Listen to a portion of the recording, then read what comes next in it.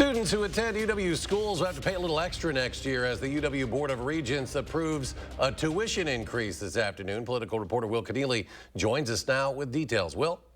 Well, Eric, this would increase tuition for in-state students, which is something that we haven't seen often in recent years. The increase for next fall is the second year in a row tuition will go up after a decade of tuition freezes across the UW system. So why the schools need the extra cash? They've been hit by inflation.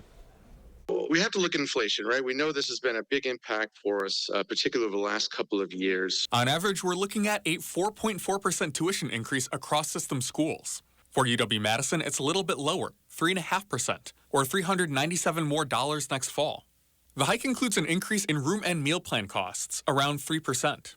I think given where inflation is and seeing increased costs for food supply and utilities and compensation, we felt this was quite reasonable, in fact, all in with those considerations. Officials with the university say they needed the increase to keep up with inflation and also keep UW salaries competitive and on par with rising costs.